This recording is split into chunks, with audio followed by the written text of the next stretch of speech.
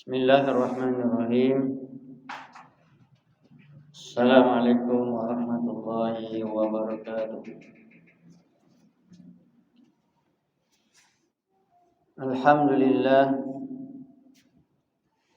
hamdan katsiran tayyiban mubarakan fih kama yuhibbu rabbuna wa yarda.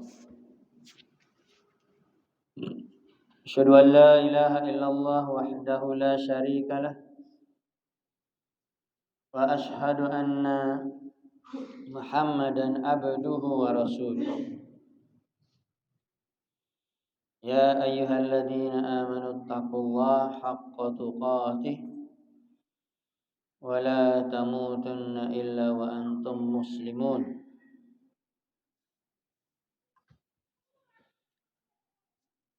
Amma ba'du fa inna asdaqal hadithi kitabullah wa khairul huda huda Muhammadin sallallahu alaihi wa ala alihi wa sallam. Syarrul umuri muhdatsatuha fa inna kulla muhdatsatin bid'ah wa kulla bid'atin dhalalah wa kulla dhalalatin finnar. Ma'asyiral muslimat wal akhwat, a'azzakumullah. Ibu-ibu sekalian, ummahat yang mudah-mudahan semua berada di dalam lindungan Allah Subhanahu wa taala, diberikan kesabaran di dalam mendidik anak-anak menjadi anak yang saleh dan salehah,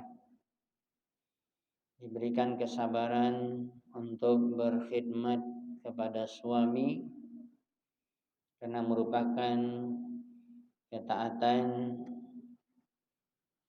yang utama. Bahkan kebanyakan para ulama mengatakan seorang istri yang sudah menikah, seorang wanita yang sudah menikah dan menjadi istri, maka ketaatan kepada suami lebih daripada ketaatan kepada orang tuanya, karena dia sudah berpindah rumah. Dia sudah berada di bawah kepemimpinan suaminya. Oleh sebab itu mari kita semua, tanpa terkecuali siapapun kita, apapun status sosial kita di masyarakat, apakah kita hanya ibu rumah tangga atau kita bekerja di instansi pemerintahan yang mungkin kita punya kedudukan, atau kita sebagai dosen, guru dan yang lainnya yang memiliki gelar. Bahkan tidak sedikit wanita yang strata pendidikannya lebih tinggi dari suaminya, gelarnya. Tetapi seorang istri yang salihah, muslimah, dia harus memposisikan dirinya berada di mana. Ketika dia berada di tempat dia mengajar, ketika berada di tempat dia bekerja, ketika berada di rumah, maka tentunya berbeda. Bagaimana juga yang saya pernah sampaikan di beberapa kajian di tempat lain, bagi suami, misalnya dia adalah kepala kantor atau kepala bidang, atau dia taruhlah misalnya presiden atau jenderal, dia boleh disiplin, dia boleh memerintah bahkan dengan tegas bawahannya, tapi dia tidak boleh lakukan ini kepada anak dan istrinya. Berbeda situasi dan kondisi. Dan kita mengetahui bahwa definisi dari adil apa? Wad'u syai' wad'u kulla syai'in fi mawdhi'ihi. Meletakkan segala sesuatu pada tempatnya, ini namanya adil. Maka berbuat adillah kita. Jangan sampai kita salah menempatkan posisi, menempatkan sikap. Ya, sebagaimana yang juga diungkapkan oleh orang Arab, likulli maqam maqal. Setiap tempat itu ada perkataan tersendiri. Tidak akan sama. Maka oleh sebab itu tentunya kita selalu introspeksi diri. Dan kita menuntut ilmu agama untuk memperbaiki diri. Sebagaimana yang banyak para ulama memberikan nasihat kepada kaum muslimin bahwa tujuan menuntut ilmu adalah raf'ul jahli an nafsih.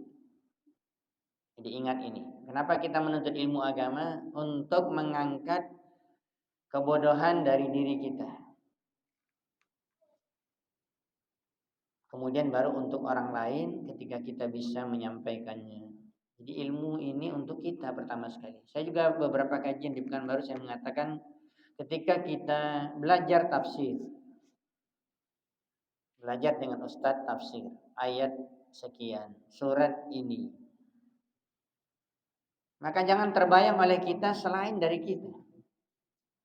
Kita tempelkan ayat itu di diri kita dan kita katakan ini ayat untukmu. Ini ayat-ayat Al-Quran berupa perintah adalah untukmu, bukan untuk orang lain. Ini larangan untukmu, bukan untuk orang lain. Karena banyak juga orang yang menuntut ilmu, tapi dia memikirkan orang lain. Sementara dirinya penuh dengan kekurangan. Dan ini salah. Maka kita perlu introspeksi diri. Kaum muslimat, ibu-ibu sekalian yang mudah-mudahan senantiasa dirahmati dan dimuliakan Allah Subhanahu wa taala.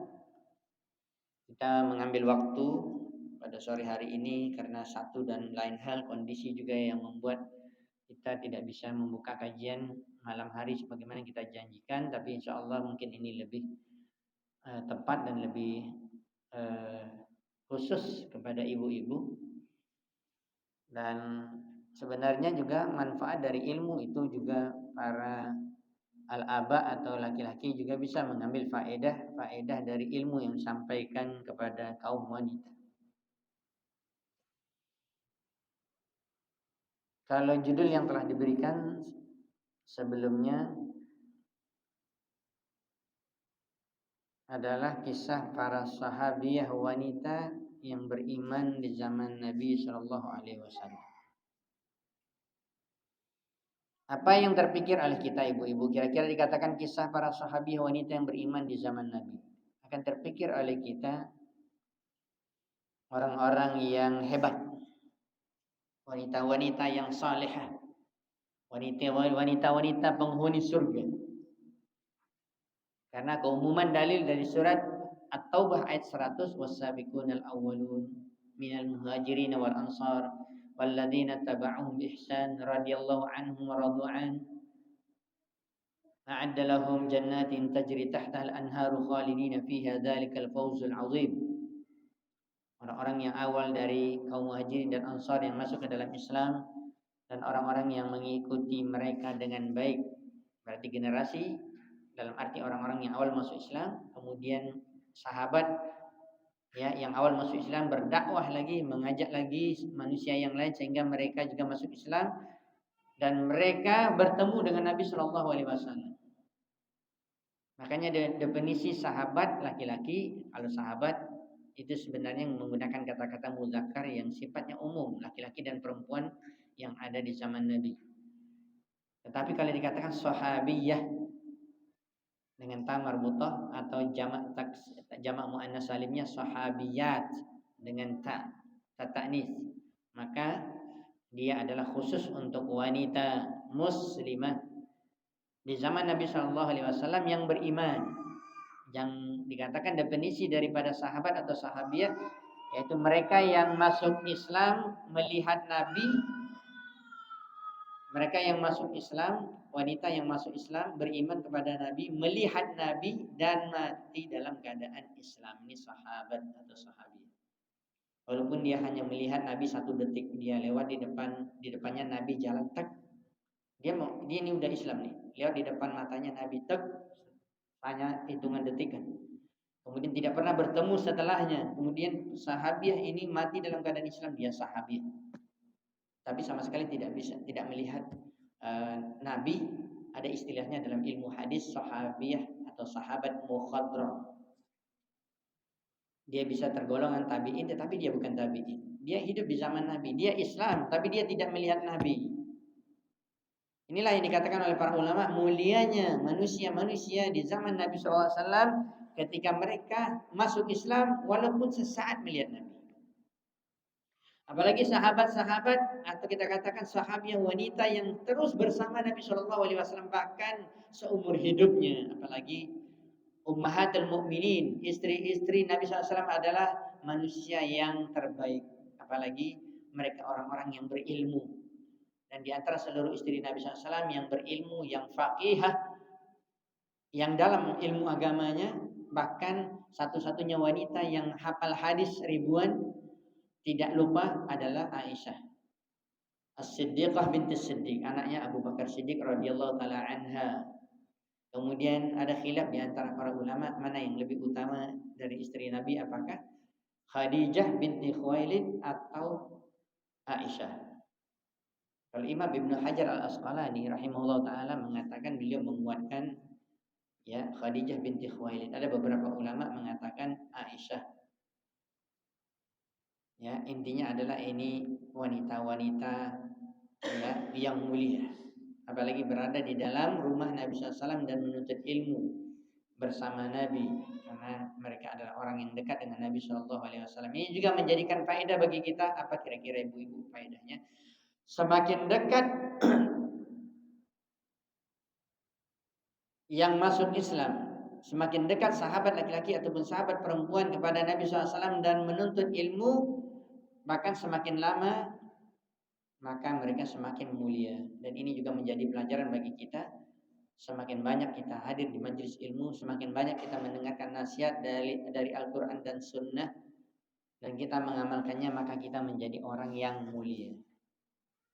Mulia bukan terletak di kecantikan, mohon maaf. Mulia bukan terletak di kekayaan, ya, di jabatan, di badan yang sehat. Tetapi mulia terletak di iman dan ilmu dan amal. Ya, semua kita. Maka ini yang harus selalu ada dalam diri kita.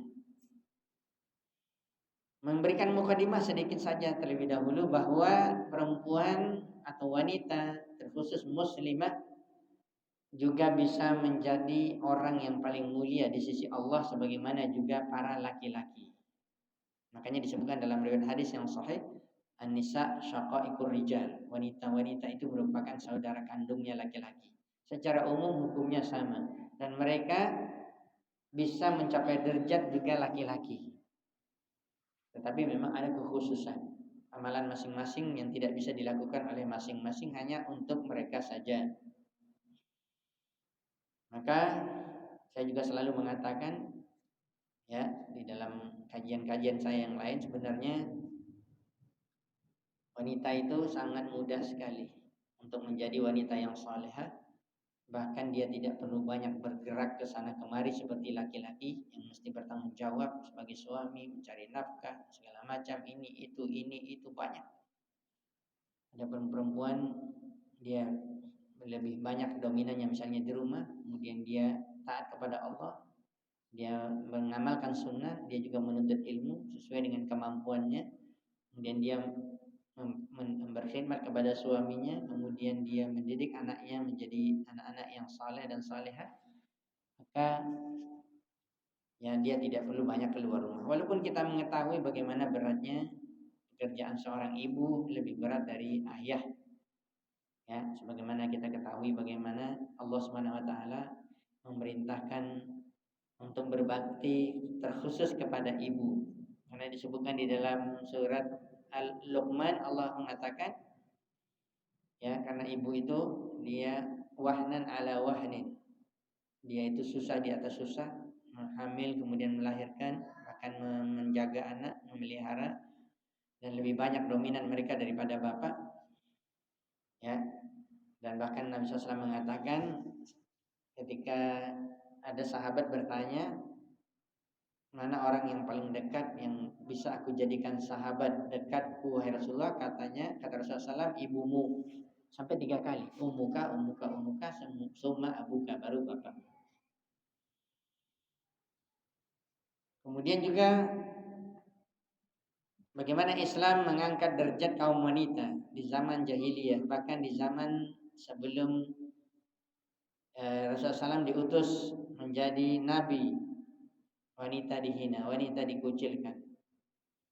Ya, bahkan orang-orang Yahudi mereka mengucilkan wanita-wanita mereka ketika dalam keadaan haid.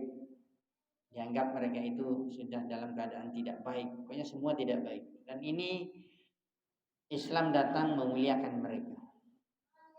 Ya, maka bagi ibu-ibu sekalian sebenarnya kita bersyukurlah kepada Allah. Banyak bersyukur kepada Allah Subhanahu wa taala kita menjadi seorang wanita muslimah. Apalagi kita semakin bersyukur kepada Allah Subhanahu wa taala kita menjadi wanita yang mengikuti ajaran Rasulullah sallallahu alaihi wasallam.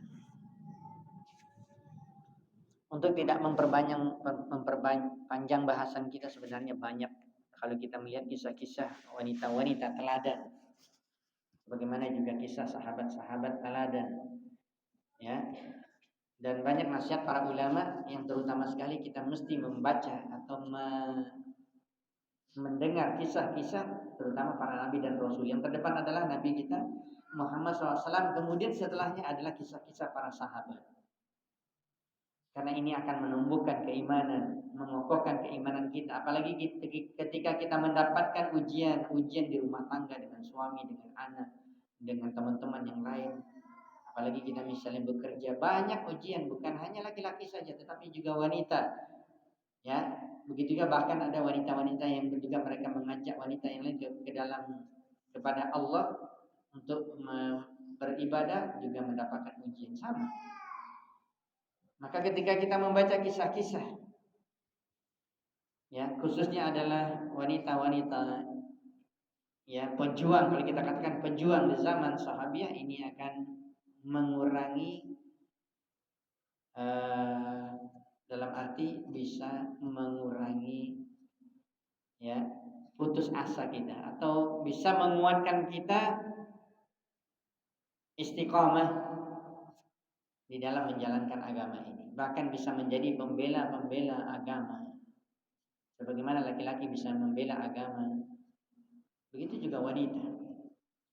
Yang kita angkat kisah pada sore hari ini, saya tidak membacakannya dalam bahasa Arab ya, sudah ada juga terjemahan. Ya, kita kalau baca namanya kita ingin menampilkan kisah ya kita angkat satu kisah. Kisah yang ingin kita angkat dalam pertemuan kita pada sore hari ini adalah seorang wanita muslimah di zaman Nabi Shallallahu Alaihi Wasallam yang bernama Nusaybah binti Ka'ab al-Maziniyah. Nusaybah binti Ka'ab al-Maziniyah. Saya tahu di sini ada ibu Ummu Nusaybah, anaknya Nusaybah. Masya Allah. Ini seharusnya ibunya tahu kisah. Ya, pejuang ini. Ya, kunyahnya Ummu Amarah dengan ain Ummu Amarah. Beliau dikatakan seorang wanita mujahid, bukan sembarangan. Ya, dengarkan kisah berikut ini dengan baik. Ummu Amarah seorang sahabiat yang nama dan nasabnya adalah Nusaybah binti Ka'ab. Kunyahnya Ummu Amarah.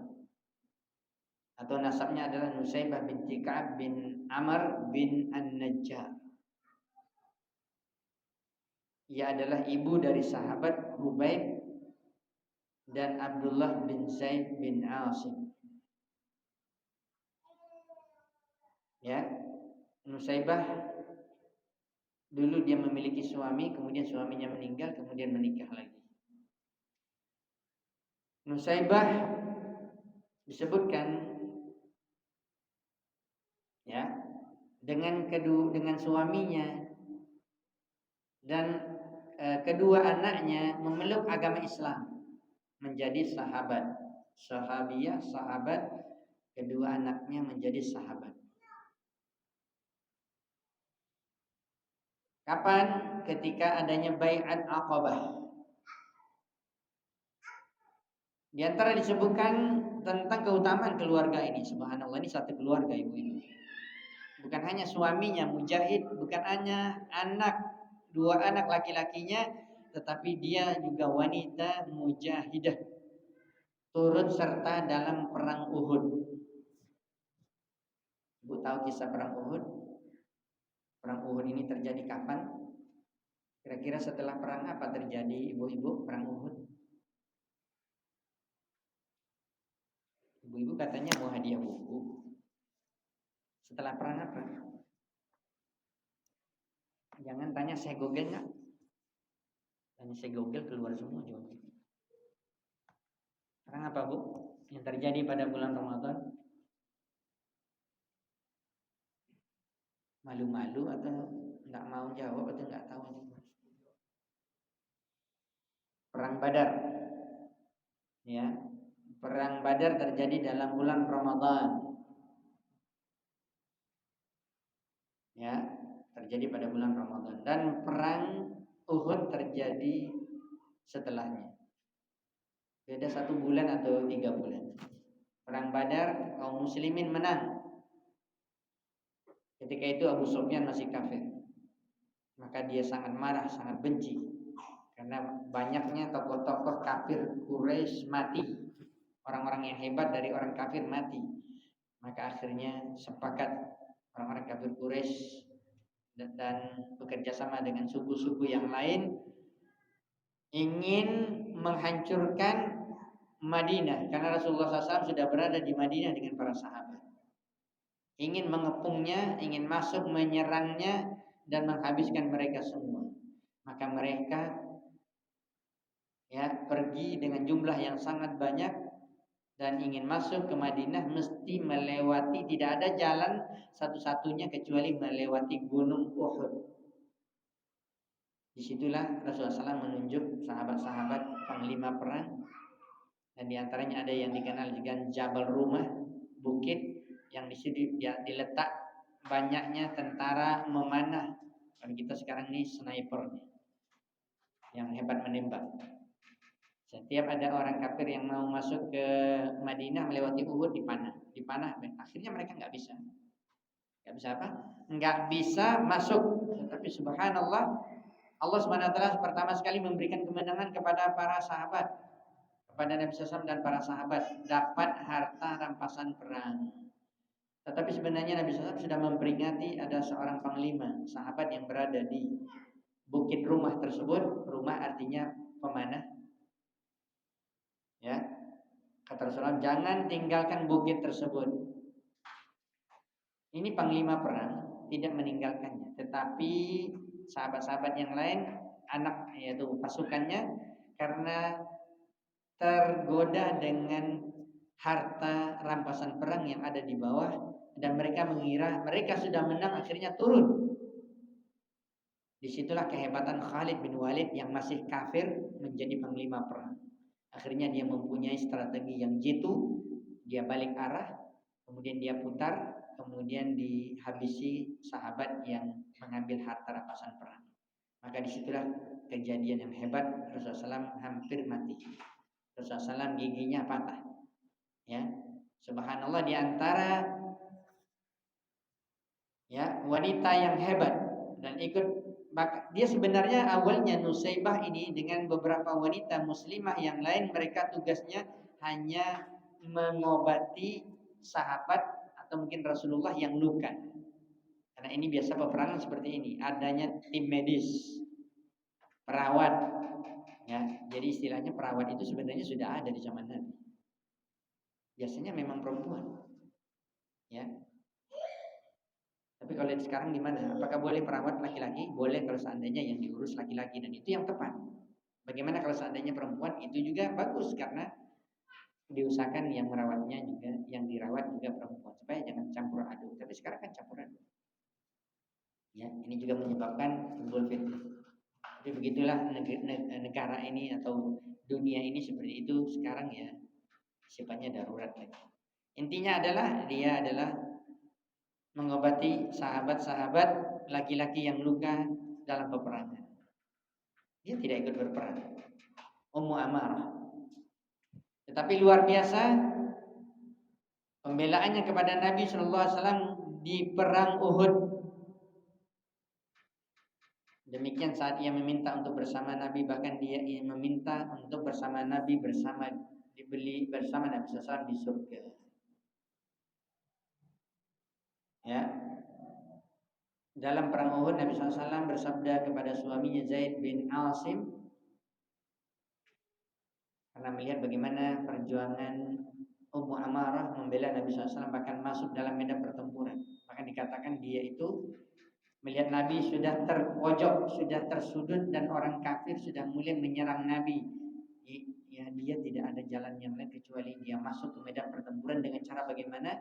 Dia pakai penutup muka, cadar tetapi seperti laki-laki. Dan dia menaiki kuda dan dia masuk ke medan pertempuran. Di awalnya dia tidak punya perisai karena banyak tombak dan panah. Tapi qadarullah ada seorang yang sudah mau mati atau dalam keadaan luka yang berat dari sahabat laki-laki sudah tersandar, ya. Maka kata Nabi SAW, lemparkan perisai itu. Dilemparkannya jatuh ke tanah, lalu Nusaibah mengambil, Nusaibah maju ke medan pertempuran, menahan setiap serangan yang menyerang Nabi SAW. Dan juga bersama suaminya dan bersama anaknya. Makanya Nabi SAW mendoakan mereka. Nabi SAW mengatakan, barakallahu alaikum min ahlil bait. Maqam ummika khairun min maqami fulan wa fulan rahimakumullah ahlal bait. Wa maqam rabibika ya'ni zawji ummi khairun min maqami fulan wa fulan rahimakumullah ahlal bait. Qalat adullah an nurafiqaka fil jannah. Wa qala Allah maj'al rufaqai fil jannah. Wa qalat ma ubali ma asabani minad dunya. Rasulullah SAW mengatakan semoga Allah memberkahi kalian sekeluarga karena suaminya Mujahid, anaknya juga, begitu juga Nusaibah. Padahal awalnya dia tidak ikut, ya, wanita, lagi tidak wajib untuk berjihad. Tapi dia melihat keadaan Nabi yang sudah terdesak, ya, dan dia beranikan dirinya sehingga mendapatkan doa dari Nabi SAW sekeluarga. Kedudukan ibumu lebih mulia dari kedudukan fulan dan fulan. Nabi memujinya. Semoga Allah memberkahi kalian sekeluarga dan kedudukan ayah tirimu lebih baik dari kedudukan fulan dan fulan. Semoga Allah memberkahi kalian sekeluarga. Ummu Amarah mengatakan kepada Rasulullah SAW permintaannya satu saja. Berdoalah kepada Allah agar kami menemani Anda wahai Rasulullah di surga. Subhanallah, banyak nasihat para ulama. Kalau para sahabat meminta doa kepada Nabi SAW, doa mereka selalu berkaitan dengan akhirat. Kalau kita enggak, mau kaya, mau ini segala macam, dunia senang. Apalagi kita tahu Nabi itu doanya dikabulkan. Tidak dengan sahabat. Mereka tidak peduli dengan dunia. Hati mereka sudah sampai di akhirat dan di surga. Walaupun badan mereka di dunia. Begitulah mereka. Dan ini juga ada satu kisah yang juga sangat menjadi inspirasi bagi kita, ya. Ini di luar bahasan kita. Ada seorang sahabat laki-laki yang dia melihat Nabi SAW mau sholat dan ingin berwudu, lalu dia mengambil segayung air, lalu dia berikan kepada Nabi SAW. Nabi berwudu secara sempurna. Maka subhanallah, Nabi ketika diberikan kebaikan, Nabi juga ingin membalasi kebaikan. Dan ini merupakan sifat orang yang beriman, sebagaimana yang diajarkan juga oleh Nabi SAW kepada para sahabat. Ketika ada orang yang lain berbuat baik kepadamu, maka juga kamu berbuat baik kepadanya. Jangan menunggu terus orang ingin memberikan hadiah ke kita, tapi juga kita harus memberikan hadiah kepadanya. Begitulah kaum muslimin saling memberi. Ya, Rasulullah SAW diberikan air wudhu, Rasulullah berterima kasih dan menawarkan kepada seorang sahabat laki-laki ini, kata Rasulullah, apa yang kamu minta?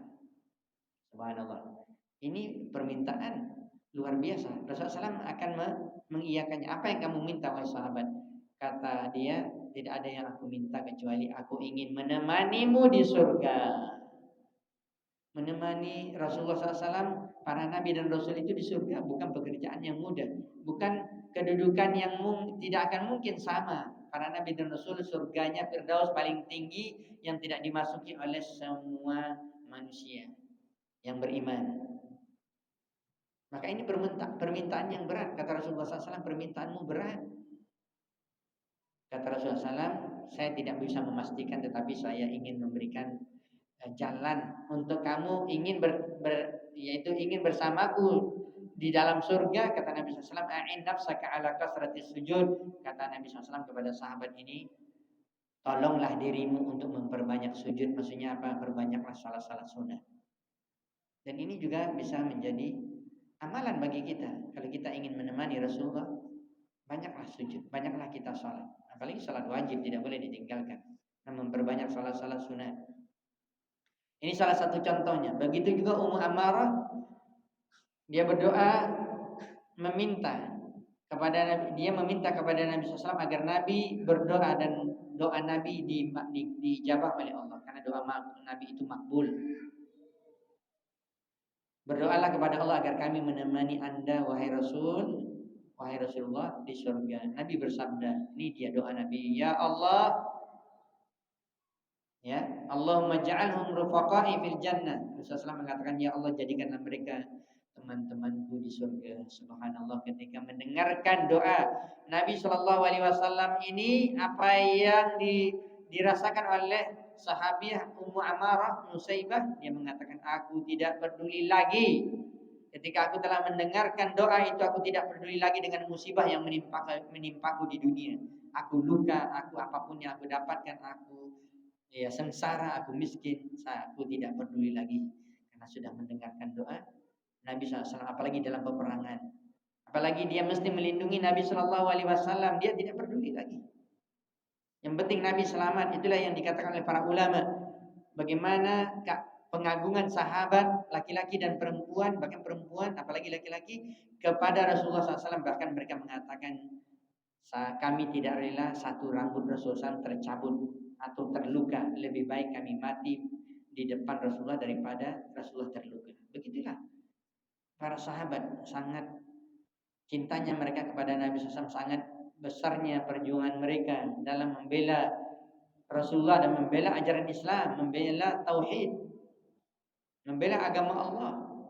Makanya wajar kata para ulama, para sahabat itu mereka orang yang terbaik dari umat Islam sampai hari kiamat. Karena apa? Mereka adalah menemani Nabi SAW, mereka Islam dan menemani Nabi SAW dalam dakwahnya, berjuang mati-matian sampai, kalau kita katakan, sampai titik darah terakhir. Ini sahabat dan sahabiah. Pertanyaannya, bagaimana dengan kita, wahai bapak-bapak, ibu-ibu? Apa perjuangan kita? Apa andil kita untuk Islam? Apa andil kita untuk menegakkan agama ini? Tanya diri kita masing-masing.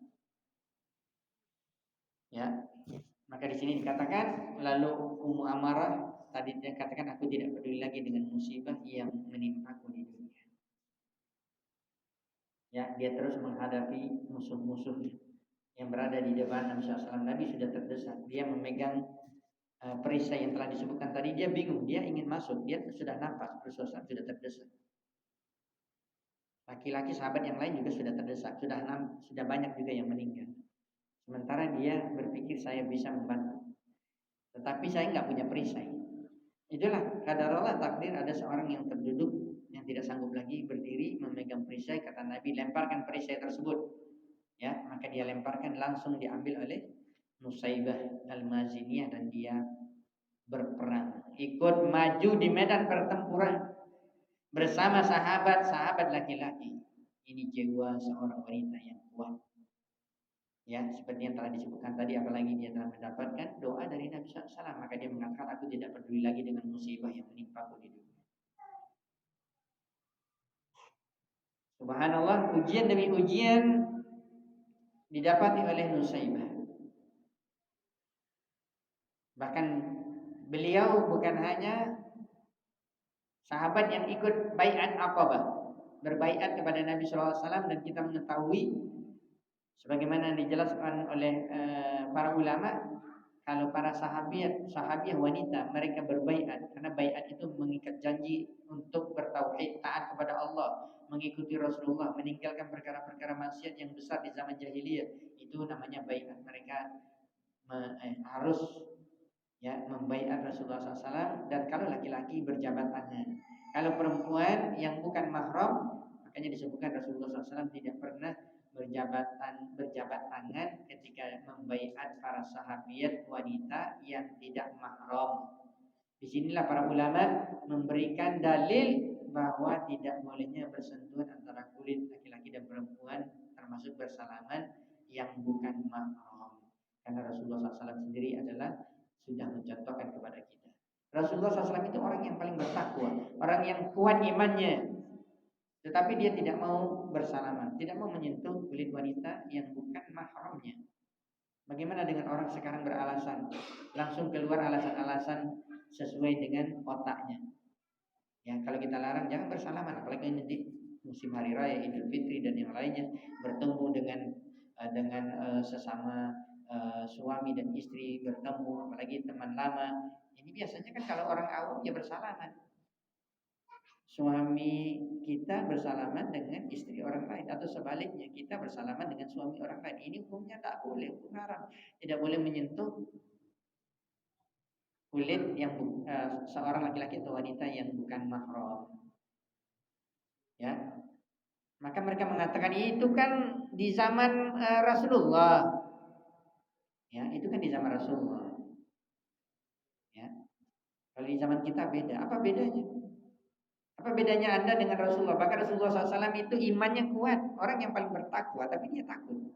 Bagaimana Anda, ini iman Anda lemah, ilmunya juga sedikit, kemudian membuat berbagai macam alasan, ya, untuk menyentuh tadi, maka ini tentunya salah. Jadi tauladan kita siapa? Rasulullah SAW. Kita selalu mengatakan wa khairul huda, sebaik-baik petunjuk huda Nabi SAW, ada petunjuk Nabi SAW. Beliau itu suri tauladan kita untuk kita ikuti. Ini salah satu yang mungkin kita ambilkan juga faedah sebagai tambahan faedah dalam kajian kita. Dan kita sebutkan kembali bahwa beliau juga ikut beberapa peristiwa penting di dalam Islam. Di perang Uhud, kemudian perjanjian Hudaybiyah, kemudian di Khaybah, kemudian umrah al-qadha, umrah Nabi yang pertama. Kemudian juga beliau ikut Fathu Makkah bersama sahabat yang lain dan juga kaum muslimat yang lain dari sahabat yang lain, ya, pada tahun 8 Hijriah. Kemudian juga beliau ikut di perang Hunain, Bai'at Ridwan, dan bahkan juga perang Yamamah. Hebat wanita pejuang, wanita mujahid, wanita yang hebat, ya, menjadi cambuk bagi kita kaum muslimah, khususnya di zaman sekarang. Kita ini lemah, cengeng, selalu ada masalah dikit aja sudah putus asa, ya, tidak kuat. Lihat para sahabi, bahkan disebutkan beliau ikut di perang Yamamah, ya, menderita, tangannya terputus. Dan di perang Yamamah adalah memerangi Musailamah al-Kadzab, nabi palsu. Subhanallah, dia ikut dia. Bukan hanya laki-laki, tapi laki-laki memang lebih banyak, tetapi dia ikut masuk ke dalam. Karena apa? Karena anaknya juga ikut memerangi Musailamah al-Kadzab. Ini jihad. Ya. Tangan kanan atau kirinya terputus ketika dia masuk. Benteng Musailamah al-Kadzab itu kuat, tidak bisa dibuka. Akhirnya ada yang bisa membuka, dan kesempatan Nusaybah al-Mazini yang masuk, tetapi ada yang menjaga Musailamah. Dia sudah ingin membunuh. Subhanallah, dia paling geram dengan Musailamah al-Kadzab karena nabi palsu. Subhanallah, ini bagaimana giroh agamanya tinggi, ya. Dia tidak ingin ada nabi yang lain, dan dia tidak senang, dia benci dengan kekufuran. Dia yang ingin membunuh Musailamah al-Kadzab tapi nggak bisa. Kenapa? Dia wanita. Ada yang lebih kuat. Penjaga-penjaga Musailamah al-Kadzab itu al-Gojo, kuat. Makanya disebutkan ketika dia maju, maka ada penjaganya itu menebas dengan pedangnya, itulah tangannya putus. Subhanallah, tangannya putus bukan luka biasa. Bahkan ada luka-luka yang lain disebutkan dia menderita 12 luka di badannya. Sa'ad binti Sa'ad bin Ar-Rabi berkata, aku melihat Nusaybah binti Ka'ad yang tangannya terputus. Aku berkata kepadanya, ini sahabat yang lain, perempuan. Dia mengatakan, kapan tanganmu itu terputus? Ia menjawab, pada perang Yamamah. Saat itu aku bersama orang Ansar, berarti sahabat Ansar. Lalu kami tiba di kebun. Ya, karena Yamamah ini adalah juga nama tempat dan tempat yang subur, dan Musailamah memiliki tempat di situ, ya, rumah, istana, dan dipenuhi dengan tembok yang kuat. Lalu dia mengatakan, lalu kami tiba di kebun, kami perangi pengikut Nabi palsu itu selama 1 jam. Bukannya sebentar. Hingga Abu Dujanah ini juga seorang pejuang yang sangat masyhur juga, pejuang hebat dari kaum laki-laki sahabat itu Ansar, ya, mengatakan bahwa aku kata dia, bawa aku untuk membuka pintu gerbang dengan cara melemparkan aku di tengah mereka. Nanti aku akan kubuat mereka orang-orang Musailamah al-Kadzab itu mereka sibuk sehingga bisa pasukan kaum muslimin masuk ke dalamnya. Ya, inilah dikatakan bahwa beliau meninggal, ya, karena beliau menjadi perantara untuk membuka benteng Musailamah al-Kadzab. Syahid insyaallah taala. Nusaibah melanjutkan, lalu aku masuk mengincar Musailamah al-Kadzab. Banyak orang nggak tahu, atau sebagian sahabat tahu karena dia sebelumnya pernah berjuang di perang Uhud, keberaniannya luar biasa. Ya, dan dia juga masuk ke pintu yang gerbang yang telah terbuka tersebut. Kata Nusaibah, aku mengincar Musailamah al-Kadzab. Maksudnya kalau bisa dia yang membunuh. Ini dedengkotnya, orang kepalanya ini harus dihancurkan, ya, harus dibunuh karena mengaku nabi, ya. Kemudian seorang laki-laki dari pengikutnya muncul lalu membabat tanganku hingga terputus. Ini dia, kenapa tangannya terputus. Dia masuk dan ingin mencari Musailamah al-Kadzab, pagar betis, penjaga banyak, ya. Lalu mereka memiliki pedang-pedang yang tajam. Lalu kata Nusaibah, membabat tanganku hingga terputus. Demi Allah, aku tidak memperdulikan itu. Ya, subhanallah. Kalau kita luka saja kita sudah mundur, sudah nangis, sudah tidak tahan lagi. Ini sudah putus tangannya, dia tetap mengejar Musailamah al-Kadzab. Tetapi keinginannya membunuh Musailamah al-Kadzab, nabi palsu, terlambat. Ternyata sudah ada yang membunuhnya. Ternyata yang membunuhnya adalah, ya, anaknya. Lalu putraku menutupi lukaku dengan bajunya. Ku katakan kepadanya, kau yang membunuhnya putraku? Ia menjawab, iya ibu. Lalu aku sujud syukur kepada Allah, putraku telah membunuh Musailamah al-Kadzab adalah Abdullah bin Zaid bin Asim. Dia gembira, kenapa? Karena yang membunuhnya masih berhubungan dengan dia, yaitu anak kandungnya. Saat panggilan jihad diserukan menuju Uhud, ini sedikit lagi yang juga berkaitan dengan Nusaibah al-Mazini, ya. Saat panggilan jihad diserukan menuju Uhud, Nusaibah bersama suaminya, ini suaminya yang pertama, Ghaziah bin Amr, dan 2 orang putranya keluar di awal siang. Mereka berangkat untuk merawat para pejuang yang terluka di hari itu. Di sana Nusaibah juga turut berperang. Ia juga terluka dengan 12 luka, terkena hantaman panah dan sabetan pedang. Itulah telah kita ceritakan sebelumnya. Ummu Sa'id bin Sa'ad bin Rabi berkata, aku menemui Nusaibah, aku katakan kepadanya, tolong ceritakan kondisimu di perang Uhud. Ia bercerita, di pagi hari aku keluar menuju Uhud. Aku melihat apa yang diperbuat oleh pasukan. Saat itu aku membawa wadah yang berisi air minum, hingga aku berjumpa dengan Rasulullah SAW yang berada di tengah para sahabat. Kondisi saat itu berpihak kepada kaum muslimin, maksudnya di awal-awal perang Uhud. Tatkala kaum muslimin dipukul mundur, ya, ini mulai terjadi kesulitan dari pasukan kaum muslimin di perang Uhud. Tatkala kaum muslimin dipukul mundur oleh musuh, aku masuk ke medan pertempuran dan bersegera menuju Rasulullah SAW. Aku menjadi rela terkena sabetan pedang, hujaman anak panah, dan tombak. Kenapa? Demi melindungi Rasulullah SAW.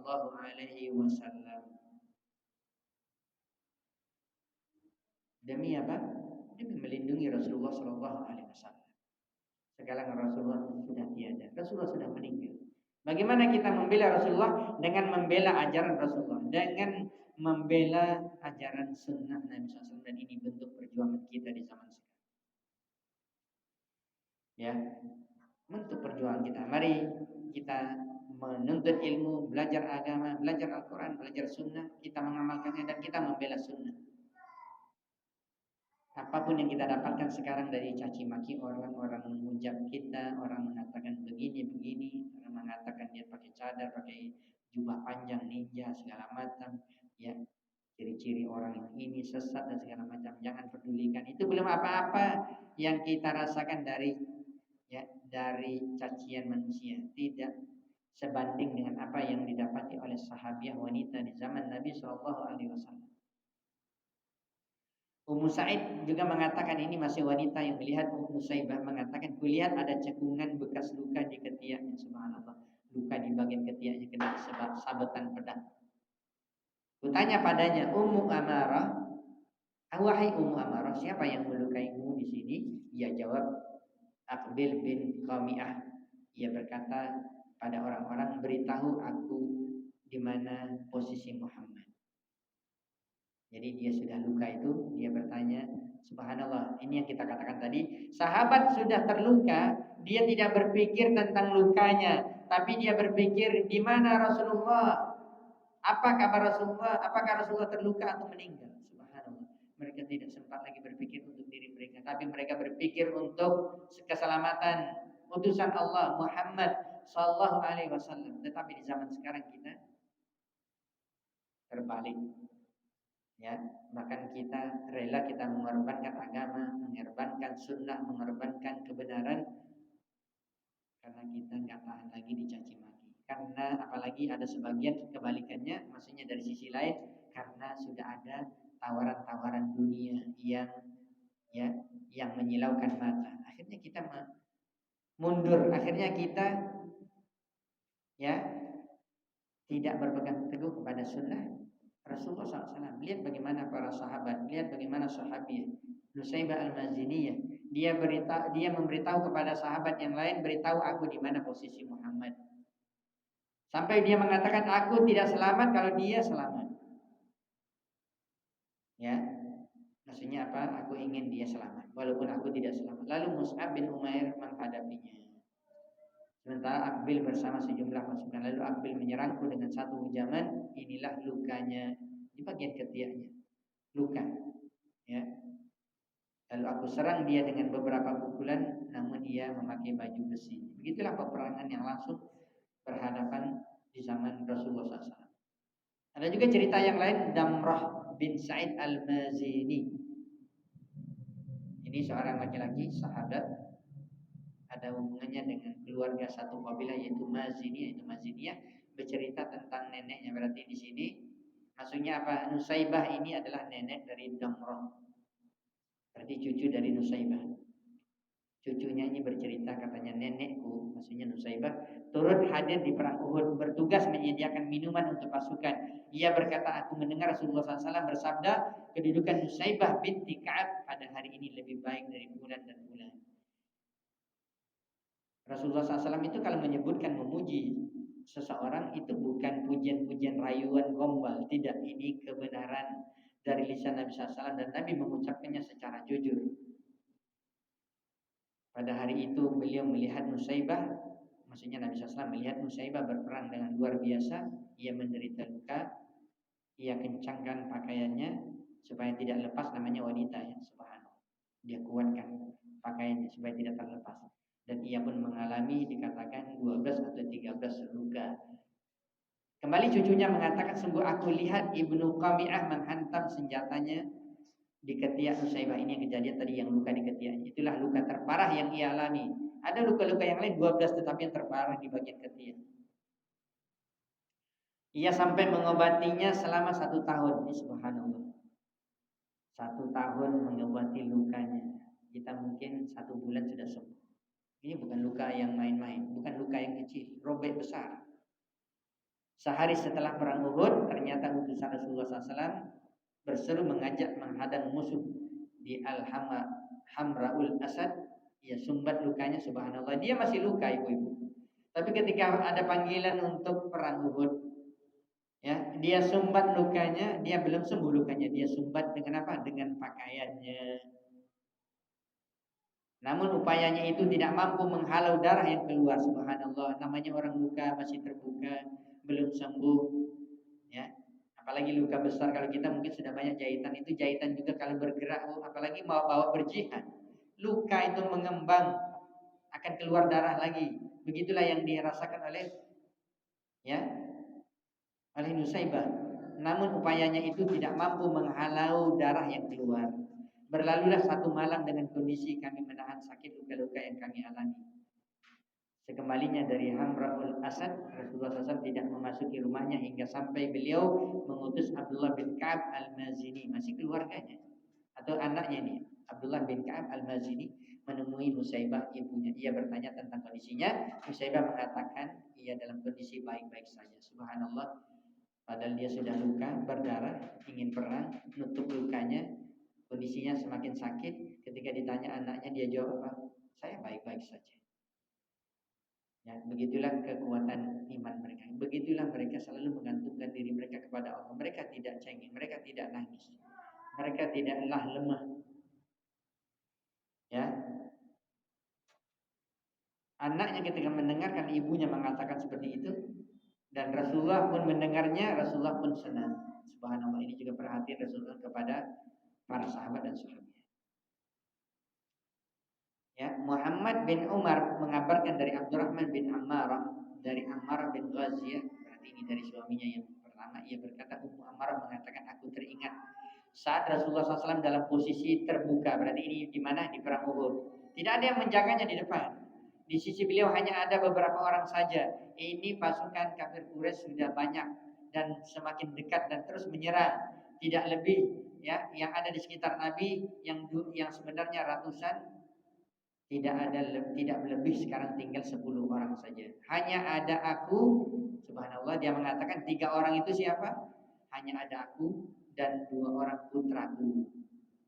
Ya, atau 4 orang di sini dan suamiku dan beberapa orang di hadapanku sementara musuh-musuh berada di hadapanku. Saat itu aku ingat aku tidak memiliki perisai. Kulihat seorang yang tersandar namun ia memiliki perisai. Ada yang mengatakan dari jauh, lemparkan perisaimu pada orang yang berperang. Ia pun melempar perisainya, lalu kata Nusaibah, aku ambil perisai tersebut, aku jadikan perisai untuk melindungi diriku dan Rasulullah. Jadi dia bukan hanya melindungi dirinya, kalau kita mungkin berpikir untuk diri kita, tidak.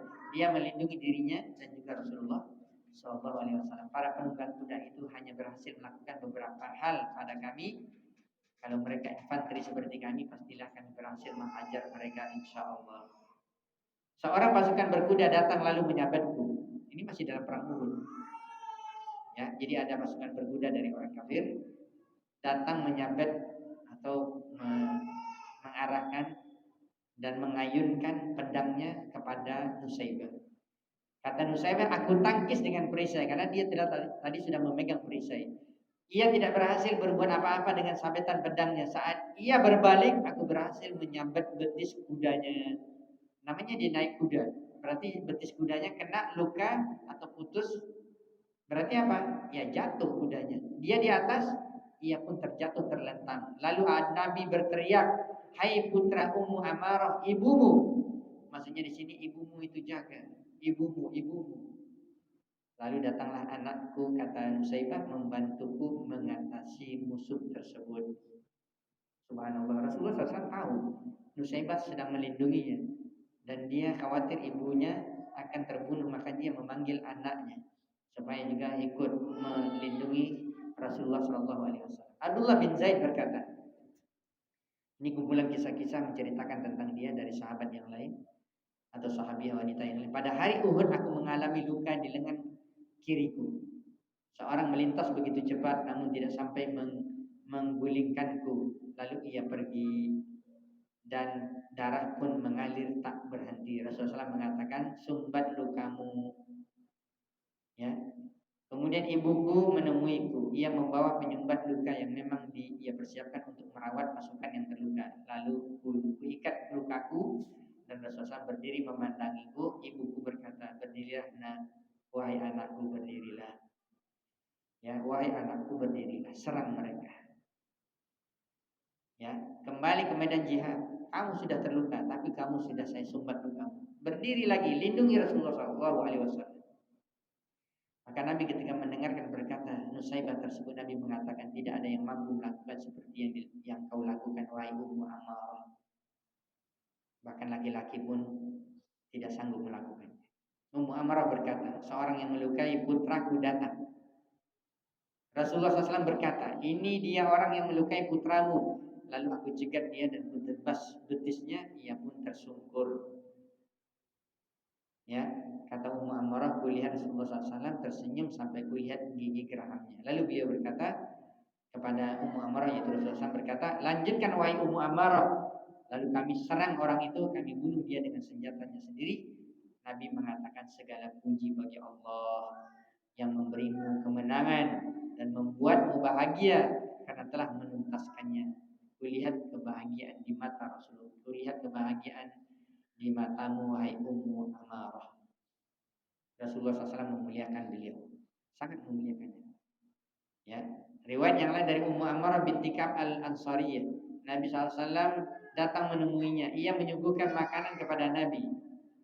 Nabi mengatakan, kalian juga ikut makan, mari makan.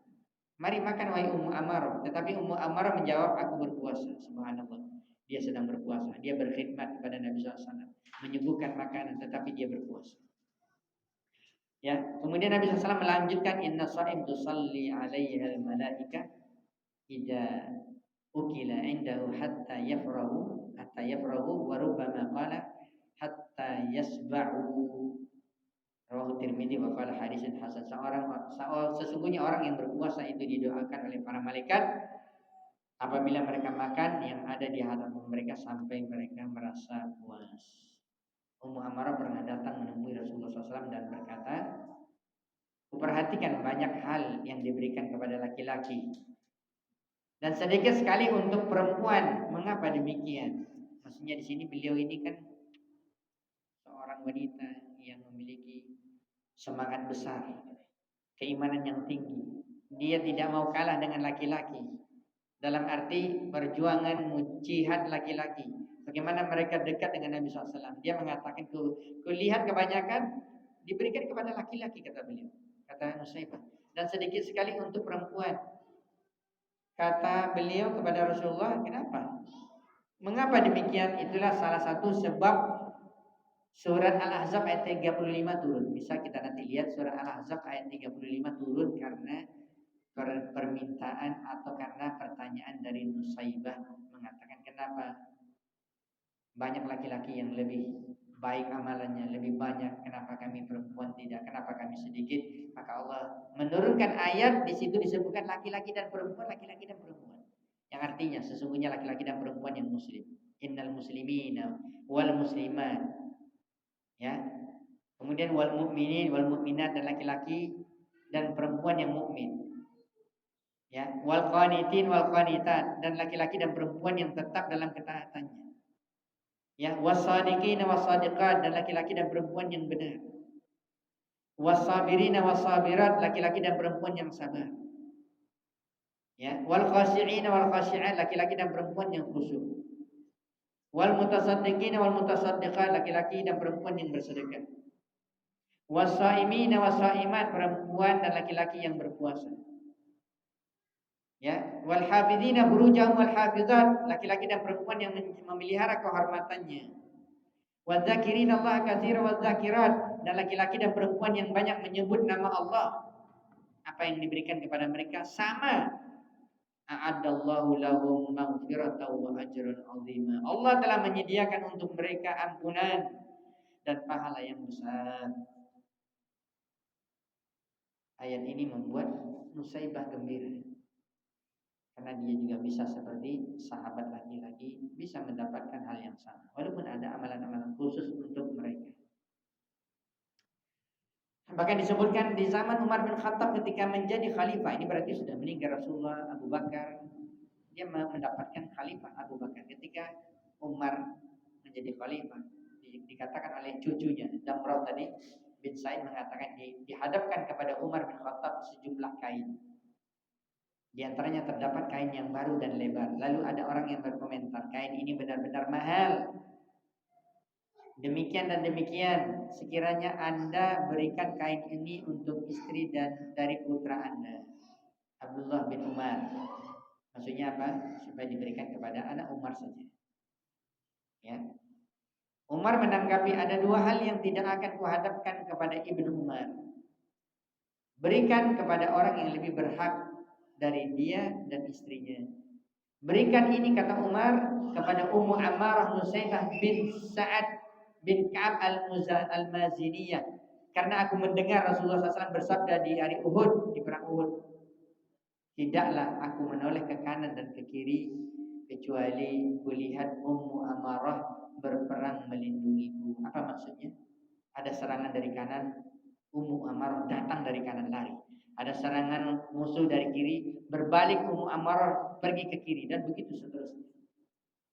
Oh ya subhanallah, ya ini menjadi kisah yang sangat menakjubkan bagi kita, terkhususnya bagi wanita muslimah. Bagaimana perjuangan sahabiah di zaman Nabi Shallallahu Alaihi Wasallam.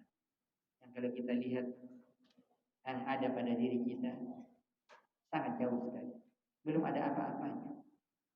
Tapi kita mencoba untuk menjadi orang yang sedikit banyaknya bisa meniru mereka. Sebagaimana dikatakan oleh banyak para ulama, ya ikutilah, serupailah, ya seperti sahabat, beramallah seperti mereka, jadilah seperti mereka. Kalaupun tidak bisa seperti mereka secara sempurna, mirip-mirip pun jadilah. Kata para ulama, mirip-mirip sahabat pun jadilah, walaupun sedikit. Karena meniru orang yang mulia, pasti kita akan menjadi mulia. Ini nasihat para ulama. Ya, mengikuti Rasulullah tentunya, dan mengikuti para sahabat, khususnya laki-laki. Mungkin bagi laki-laki dan ada sahabat perempuan, bagi wanita-wanita muslimah, mengikuti mereka, menyerupai mereka, orang mulia, maka kita insya Allah juga akan menjadi wanita yang mulia. Ya, sungguh banyak kisah-kisah yang menakjubkan yang kalau kita baca di dalam kitab-kitab yang telah ditulis oleh para ulama kita Ahlussunnah wal Jamaah tentang pejuang-pejuang yang hebat, laki-laki dari sahabat bahkan juga wanita, menjadi ya pelajaran yang sangat berharga bagi kita, khususnya apabila kita telah kita sebutkan tadi, untuk menguatkan kita di dalam agama. Cobaan yang kita terima di zaman sekarang belum ada apa-apanya dengan cobaan yang diterima oleh para sahabiah wanita di zaman Nabi Shallallahu Alaihi Wasallam. Makanya Nabi SAW mengatakan, kalau orang ingin dapat pahala besar, maka ujiannya juga besar dan dia sabar. Al ajru ala qadril masyaqqah. Kata Nabi SAW, pahala itu sesuai dengan tingkat beratnya, tingkat kesulitan. Ya, idhamil jaza ma'a idhamil bala, sebagaimana juga Nabi SAW bersabda, besarnya pahala sesuai dengan besarnya musibah. Subhanallah, ini orang-orang yang sabar luar biasa. Ya, orang sabar luar biasa. Maka ini menjadi pelajaran bagi kita semua. Kita katakan tadi, kita ini memeluk agama Islam, kita ini menuntut ilmu agama, belajar Al-Quran dengan benar, belajar sunnah Nabi, kita menyertai ajaran Nabi, kita mengamalkannya. Tapi banyak orang yang mencela kita. Kan aneh ya, ada orang Islam mencela orang Islam dalam beramal, bahkan mengikuti sunnah Nabi, mengikuti jalan yang lurus, bahkan dicela oleh orang Islam yang lain. Tetapi kita harus sabar. Ya, yang kita dapati dari ujian di zaman sekarang belum ada apa-apanya dibandingkan yang didapati oleh sahabat atau sahabiah wanita di zaman Nabi Sallallahu Alaihi Wasallam. Kaum muslimin dan muslimat, terkhusus ibu-ibu yang benar-benar senantiasa dirahmati dan dimuliakan Allah Subhanahu Wa Taala, mudah-mudahan kisah inspiratif ini memudahkan kita untuk selalu istiqamah di jalan yang lurus, berpegang teguh dengan apa yang telah kita dapatkan dari kebenaran. Sungguh apa yang diuji oleh Allah kepada kita masih kecil dan belum ada apa-apanya dibandingkan dengan ujian yang diterima oleh para sahabat wanita. Pertanyaannya, apakah mereka tidak ada urusan rumah tangga? Apakah mereka tidak menjaga anak-anaknya? Bagaimana dengan urusan mereka capek mengurus rumah? Sama ibu-ibu. Ya, tidak disebutkan, tetapi memang mereka itu juga sebagai wanita-wanita muslimah yang lain, tetapi mereka dijual juga di luar mereka juga berjuang. Ya, Ini yang menjadi pelajaran bagi kita. Tapi tentunya skala prioritas saya mengatakan jangan sampai kita meninggalkan perkara yang lebih utama untuk mengejar yang utama. Ya, jangan sampai kita melalaikan kewajiban kita kepada suami, kepada anak-anak, tanggung jawab kita, sementara kita misalnya sibuk dalam urusan lain. Saya juga sering menasihati misalnya di kajian-kajian di Pekanbaru, Masya Allah saya katakan kita bersyukur kepada Allah banyaknya wanita muslimah yang sudah mulai dekat kepada agama, belajar tahsin, belajar membaca Al-Quran. Bagus. Tetapi subhanallah ada yang ya habis waktunya pagi siang kumpul terus, sementara urusan rumah terbengkalai, sementara berkhidmat kepada suami jauh. Ini salah. Ya, maka perlu kita perhatikan. Ya, jadilah kita orang-orang yang juga memahami skala prioritas apa yang mesti kita dahulukan, ya, dari sesuatu yang lebih penting dari yang penting. Apalagi kita mendapatkan dua, ini penting, ini tidak penting. Atau ini yang paling penting, ternyata satu ini nggak berguna. Makanya sudah jelas. Kita jangan menyia-nyiakan waktu. Umur kita pendek, terbatas. Amalan kita sedikit. Kapan kita lagi mau, ya, memperbaiki diri kita. Mudah-mudahan apa yang kita sampaikan bermanfaat. Karena sudah maghrib ada kajian juga untuk umum di sini. Allah taala alam bisawab. Mau saya apakan ya buku hadiah ini kan